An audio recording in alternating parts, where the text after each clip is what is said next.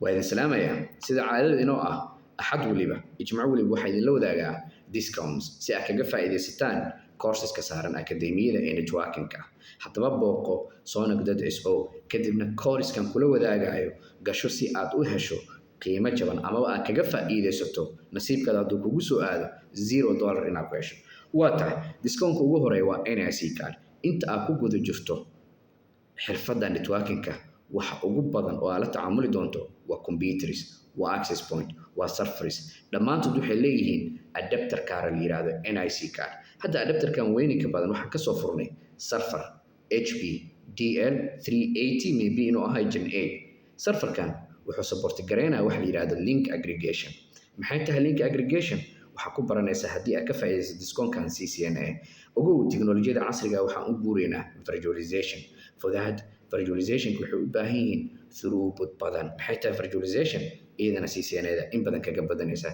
Fiiri, boort kasta wuxuu leeyahay speed. Imagine midkan waa 1 GB, macnaha waa 1000 Mbps ilbiriqsiga. Waa 4 GB, afartan boort. mid kasta la gooniisa doo u shaqeeyo speedkaada waa fashil. waxaan rabnaa marka inaan combine gareeno oo aan ka dhigno 4 GB anagoo ka faa'iidaysanayno link aggregation. Discount-keena labaad waa RAID. RAID waxaan ka soo gaabinay redundancy array. Each server wuxuu yeelan doonaa RAID controller. hadda horteeda waxaa yaalo this motherboard oo yariisa waa RAID, waa redundancy array. waxaan ka soo furnay asigana sidoo kale HP server.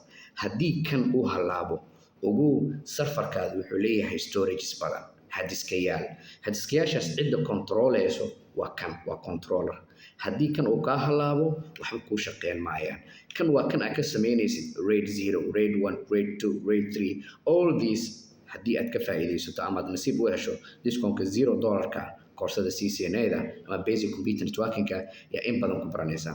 RAID-iska shirkadaha qaarkood waxay u diyaariyaan external sidaan oo kale inaad gooni usoo gadato ama in lagu soo baangareeyo ama lagu embedded gareeyo motherboard-kaada.